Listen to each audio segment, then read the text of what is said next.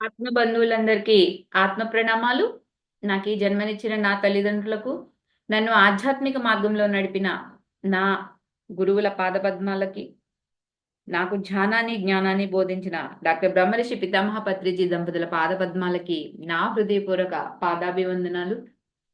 గురు బ్రహ్మ, గురు విష్ణు, గురుదేవో మహేశ్వర, గురు సాక్షాత్కారం పరబ్రహ్మ, తస్మై శ్రీ గురువే నమః. ఫ్రెండ్స్, 4వ చాప్టర్ ఒక హిమగిరి గురువర్యులకు శిష్యుడైన యోగి స్వీయ కథ శ్రీ ఎం గారి గురించి తెలుసుకుంటున్నామండి. చక్కగా 3 చాప్టర్స్ ని మనం పూర్తి చేసుకున్నాము. ఈ యొక్క 4వ అధ్యాయంలో యోగి గోపాలస్వామి గారి దర్శనం ఎలా జరిగింది అన్నదానికి మనతో ఆయన యొక్క పయనం ఎలా కొనసాగింది, ఆయన దగ్గరికి ఈయన ఎలా వెళ్లారు అన్నది మనతో పంచుకుంటున్నారండి.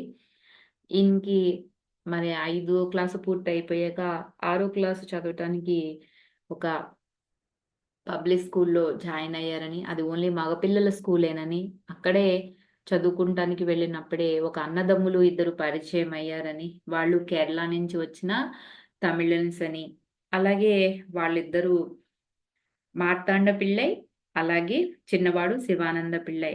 వాళ్ళతో పరిచయం అయింది. వాళ్ళు కట్టెలమ్మేవారు. వాళ్ళ నాన్నగారు రిటైర్మెంట్ తర్వాత పోలీస్ ఉద్యోగం చేసి, ఆ విధంగా వీళ్ళు కూడా ఆ రోజుల్లో మరి వంట చెరుకునే వాడేవారు కాబట్టి, కట్టెల పొయ్యి మీద వంటలు కాబట్టి, ఈయన గూడా వెళ్ళి ఆ కట్టెలు తెచ్చుకోవటంలో వాళ్ళ ఫ్యామిలీతో వీళ్ళకి పరిచయం బాగా పెరిగింది అని, వాళ్ళ ఇంటికి ఈయన వెళ్తూ వస్తూ ఉంటారని, వాళ్ళ యొక్క ఫ్యామిలీ గురించి మనకి చెప్పడం జరిగింది.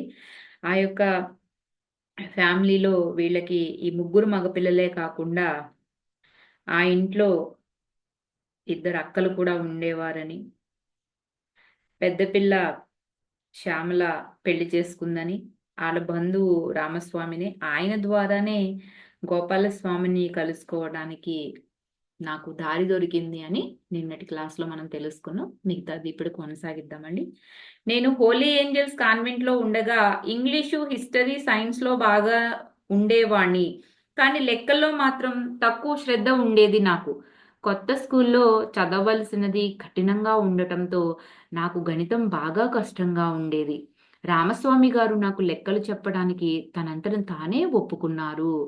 నేనిచ్చే చిన్న జీతాన్ని అయిష్టంగానే తన రాబడిని పెంచుకోవటానికి గ్రహించాలనుకోవడం కన్నా లెక్కల మీద తనకున్న ఇష్టంతోనే దానికి ఒప్పుకున్నారు. వారంలో 3 సాయంత్రాలు నేను పిళ్ళయ్య గారి ఇంటికి వెళ్ళేటట్టుగా ఏర్పాటు చేసుకున్నాను. ఈయన హోలీ ఏంజెల్స్ కాన్వెంట్‌లో జాయిన్ అయ్యారు కదండీ! ఈయన ఏంటి అంటే అక్కడ చదివినప్పుడు ఫిఫ్త్ క్లాస్ వరకు ఈయన ఇంగ్లీషు, హిస్టరీ అలాగే సైన్సు బాగా చదివేవారు. కానీ లెక్కల్లో మాత్రం తక్కువ శ్రద్ధ. లెక్కలు అనేటప్పటికి చాలామంది భయపడుతూ ఉంటారు. ఇంట్రెస్ట్ కూడా చూపించరు గదండీ! ఈయన గూడా అలాగేననమాట. ఈయన ఎప్పుడైతే మోడల్ స్కూల్‌లో జాయిన్ అయ్యారో, అక్కడ జాయిన్ అయ్యాక చదవాల్సింది చాలా కఠినంగా అంటే కష్టంగా ఉండేదనమాట. అందువల్ల ఈయనకి ఆ మ్యాథ్స్ ఏదైతే ఉన్నాయో, గణిత శాస్త్రం ఏదైతే ఉందో, అవి లెక్కలు చేయడం చాలా కష్టంగా ఉండేదంటండి. ఈయన వాళ్ళ బావగారు ఉన్నారు గదా! శ్యామల వాళ్ళ హస్బెండ్ గారు. ఆయన మరి ఎంఎస్‌సి డిగ్రీ తీసుకున్నారు కదండీ! ఆయన్ని లెక్కలు చెప్పడానికి అడిగితే ఆయన ఒప్పుకున్నారంటండి. తనంతట తానే. ఈయన ఈ చిన్న జీతం గూడా ఇచ్చేవారంట. గురుదక్షిణ గూడా చెల్లించేవారంటండి. ఆయన రాబడిని పెంచుకోవడానికి మాత్రం తీసుకోలేదంటండి. డబ్బుల కోసం ఆయన చెప్పలేదంట. లెక్కల మీదున్న ఆయన ఇష్టంతోనే ఒప్పుకున్నాడు ఆయన అని చెప్తున్నారండి ఇక్కడ శ్రీ అమ్మగారు. వారంలో 3 రోజులు అంటే 3 రోజులు సాయంత్రం మాట్లు వాళ్ళ ఇంటికి వెళ్ళి అక్కడ ఆ యొక్క లెక్కలు చెప్పించుకోవడానికి ట్యూషన్ అనేది ఏర్పాటు చేసుకున్నారనమాట ఈయన. ఒక సాయంత్రం పుస్తకాలు పుచ్చుకుని ట్యూషన్‌కి వెళ్ళే సమయానికి రామస్వామి గారు గుమ్మం అవతల నిలుచుని ఉన్నారు. ఈ రోజుకి క్లాసు లేదని అన్నాడాయన. అతనికి వేరే పని ఉందని నన్ను మర్నాడు తిరిగి రమ్మని చెప్పాడు. తప్పకుండా అని నేను ఇంటికి తిరిగి వెళ్ళి ఆడుకోవచ్చునని సంతోషిస్తూ అన్నాను. కానీ పెరియ తంబి, చిన్న తంబి ఎక్కడ ఉన్నారు అని నేనడిగాను. వాళ్ళు లోపల ఏదో చేస్తూ ఉన్నారు అనేసరికి నాకు అర్థం కాలేదు. కుతూహలం కలిగింది. ఏదో వింతైనది జరుగుతుంది. ఇంటి లోపల నుంచి అగరవత్తుల ఘాటు వస్తుంది. అప్పటికి శ్యామల, ఆవిడ తల్లిదండ్రులు, చిన్న తంబి ఇంటి బయటకు వచ్చారు. ప్రతి వాళ్ళు సద్దు చేయకుండా మాట్లాడుతున్నారు. ఒకరోజు సాయంత్రం పుస్తకాలు పుచ్చుకుని ట్యూషన్‌కి వెళ్ళే సమయానికి రామస్వామి గారు గుమ్మం అవతల నిలుచుని ఉన్నారంటండి. "ఈ రోజుకి నీకు ట్యూషన్ లేదు. నాకు వేరే పనుంది. నువ్వు రేపు రా" అని తిరిగి అని చెప్పారంటండి. ఈయన కూడాను చప్ ఎంచక్కా ఇవాళ ట్యూషన్ లేదు. నేను ఇంటికెళ్ళి ఆడుకోవచ్చని చాలా సంతోషపడ్డారంటండి. సరే గదా! పెరియ తంబిని, చిన్న తంబి ఉన్నారు గదా! వాళ్ళెక్కడా అని అడిగారంట. అడిగేటప్పటికి వాళ్ళు లోపల ఏదో చేస్తున్నారు అని చెప్తే ఈయనకి అర్థం కాలేదంటండి. ఈయనకొక కుతూహలం కలిగిందంట. అసలేం జరుగుతుందిక్కడ?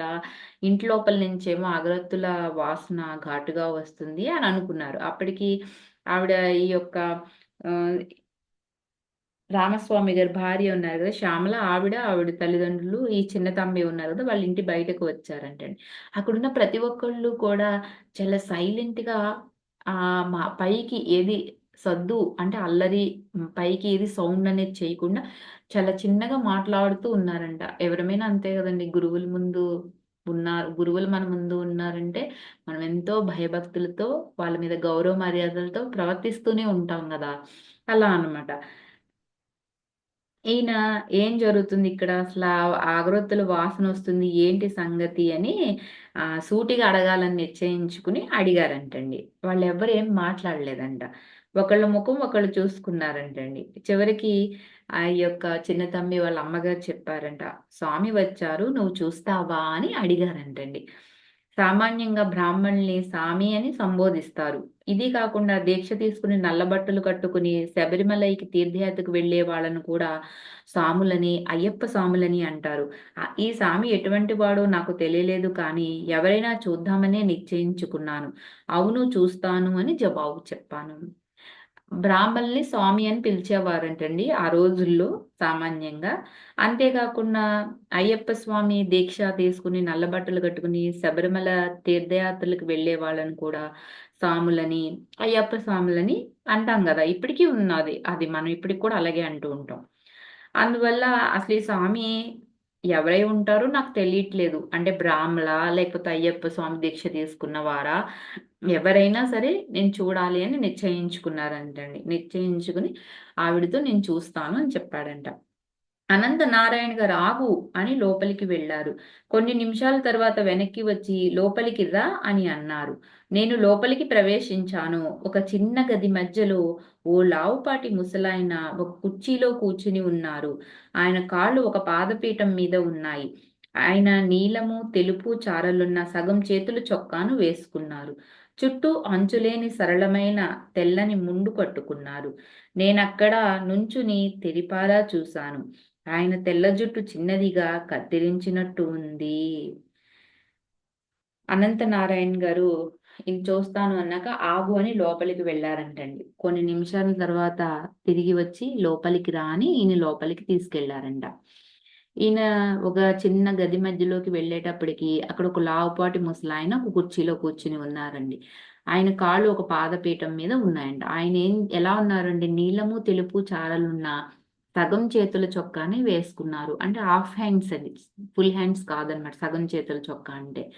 అలాగే అంచులేని సరళమైన తెల్లని ముండు కట్టుకున్నారు. అంటే కింద కట్టుకునే పంచె అన్నమాట. అక్కడ వాళ్ళ భాషలో ముండు అంటే మరి దానికి వేరే ఆహ్, ధారణ వేరుగా ఉంటుందన్నమాట. నేనిక్కడ నుంచుని ఏం చేశారంటే ఆయన ఒకసారి పైనుంచి కిందకి తేరిపారా చూసారంట. ఆయన తెల్ల జుట్టు చాలా చిన్నదిగా కత్తిరించినట్టు అనిపించిందంటండి ఈయనకి. చదరపు దవడలతో ఆకట్టుకునే ఆయన ముఖం కొన్ని రోజుల బట్టి క్షౌరం చేసుకోనట్టుగా ఉంది. ఆయన ఫేస్ ఎలా ఉందంటే చదరపు దవడలున్నాయంటండి. ఆయన కొన్ని రోజుల నుంచి షేవింగ్ గెడ్డం అనేది క్లీన్ షేవ్ చేసుకోలేదని తెలుస్తుందంటండి.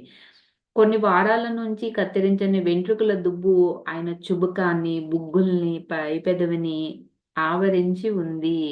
ఆయన క్లీన్ షేవింగ్ చేసుకోలేదండి. అందువల్ల గెడ్డం బాగా పెరిగి అది ఆయన చుబుకాన్ని అంటే కింద చుబుకమంటారు గదా! దీన్ని పట్టుకుంటాం గదా! ఇక్కడ దాన్ని, ఆ బొగ్గల్ని వాటంతటా కూడా ఆవరించేసి ఉంది అని చెప్తున్నారంట.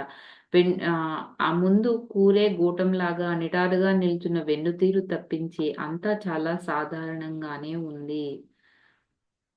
ఆయన వెన్ను నిటారుగా నిల్చుందంటండి.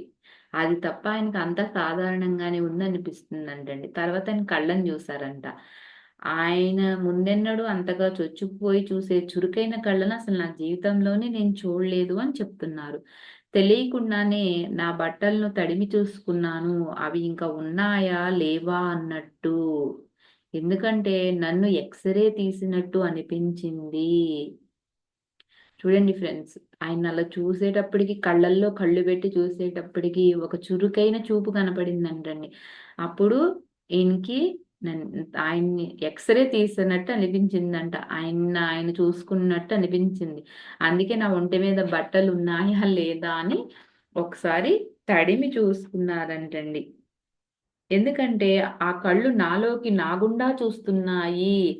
దేవుడా! ఈ మనిషికి నా రహస్యాలన్నీ తెలుసును అని అనుకున్నాను. ఆయనప్పుడు నవ్వి వరూ అని సైగ చేశారు. ఆయన కంఠం చెప్పలేనంత మృదువుగా ఉంది. నేను దగ్గరకు వెళ్ళాను. కుర్చీ చేతుల్ని దాదాపుగా తాకున్నట్టుగా నిలుచున్నాను. ఆయన నవ్వుతూనే ఉన్నారు. ఆ మీద ఆయన తన కుడి చేతిని చాచి క్షణం పాటు నా నొసటిని ముట్టుకుని వెనక్కి తీసుకున్నారు.